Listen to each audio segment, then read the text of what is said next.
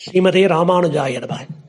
சுயப்பதியான சர்வேஸ்வரன் பேராயிரமுடைய பிரான் நாமங்கள் ஆயிரம் ஏத்த நின்ற நாராயணன் பேருமோர் ஆயிரத்துள் ஒன்று நீர் பேசுமினே. இதுபோன்று தேனும் பாலும் அமுதுமாக தித்திக்கக்கூடிய அந்த எம்பெருமான் திருநாமத்தை ஒருமுறை சொல்வீர்களா? பேருமோர் ஆயிரத்துள் ஒன்று நீர் பேசுமினே என்கிறார்கள் ஆழ்வார்கள். கண்ணா நான் முகனை படைத்தானே காரணா கரியாய் அடியேன் நான் உண்ணானால் பசியாவதொன்றில்லை ஓவாதே நமோ நாரணா என்று என்னானாலும் இருக்க சுச்சாம வேதனான் மலர் கொண்டு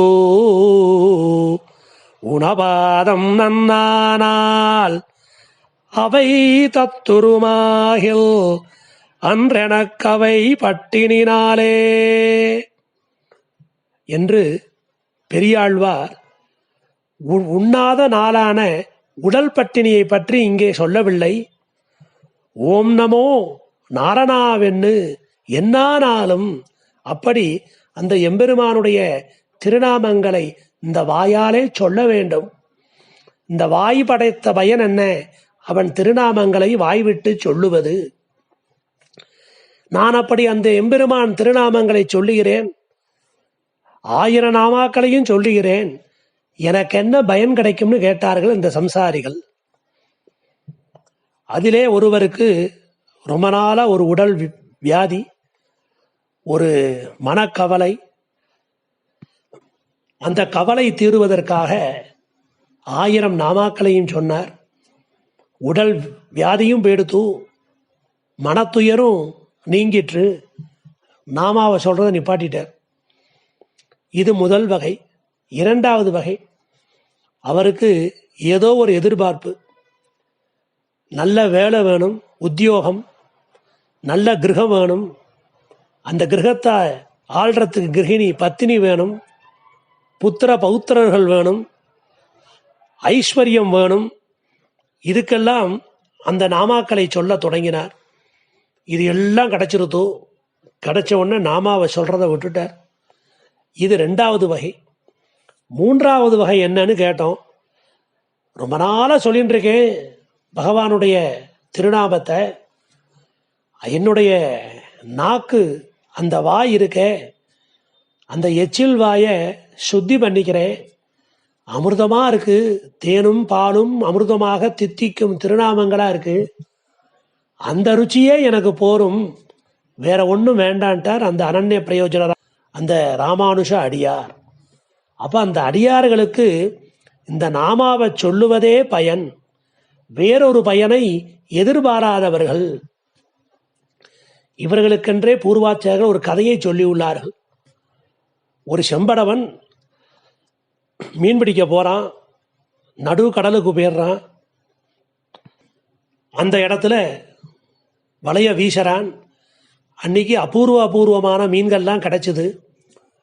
அதையெல்லாம் மார்க்கெட்டுக்கு போய் விற்றான். ஒரே ஒரு மீன் பார்க்க ரொம்ப அபூர்வமா இருந்தது, பார்க்க விசித்திரமா இருந்தது. சரி, இந்த மீனை வீட்டுக்கு எடுத்து செல்லலாம். வீட்டில் இருக்கிற மனைவி குழந்தையெல்லாம் ஆச்சரியப்படுவான்னு அதை கொண்டு போறான் வீட்டுக்கு. இன்னைக்கு இதை பண்ணு, இன்னைக்கு இதை சமைச்சு வைன்னு சொல்றான். மீனை நறுக்கிறாவ, உள்ளுக்குள்ள பார்த்தா அழகான ஒரு முத்து பல பல பல பலன்னு வீசுறது.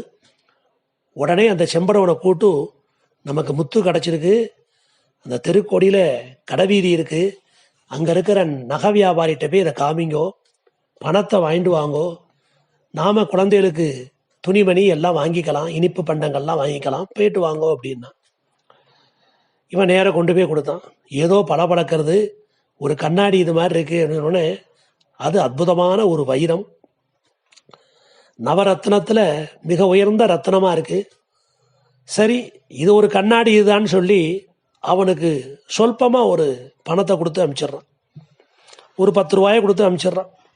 ஏதோ ஒன்று அதை வாங்கிட்டு கடைக்கு வந்து எல்லாருக்கும் துணிமணிகள் இனிப்பு வகைகள் எல்லாம் வாங்கிட்டு போறான் அவன்.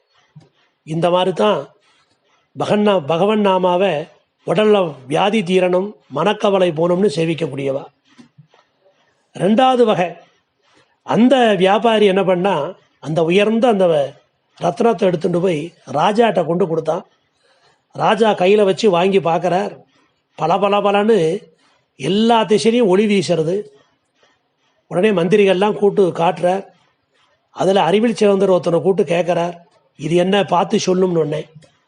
அவர் அரண்மனைக்கே உண்டான அவர் அந்த ரத்தினத்தில் புலமை மிக்கவர்.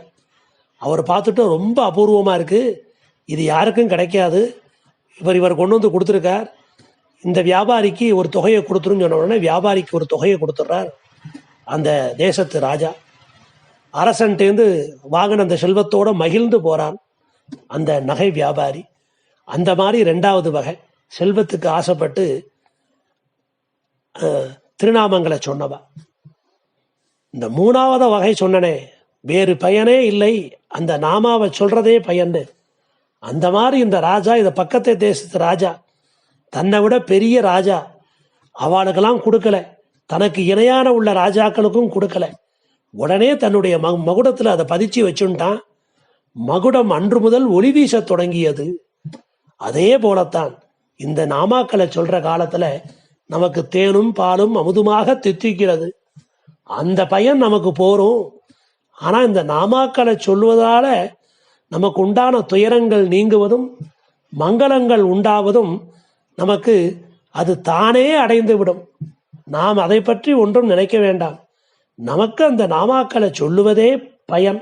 அந்த திருநாமங்களை வாய்விட்டு சொல்லுவதே பலமா வச்சுட்டு இருக்கோம். நமக்கு அவ்வளவுதான். எப்படி அந்த ராஜா அந்த உயர்ந்த அந்த ரத்தினத்தை வேறு யாருக்கும் கொடுக்காம தன் மகுடத்துல சூட்டி அழகு பார்த்துட்டானோ, அதே போல நாமும் அந்த எம்பெருமானுடைய திருநாமங்களை வாய்விட்டு சொல்லலாம்.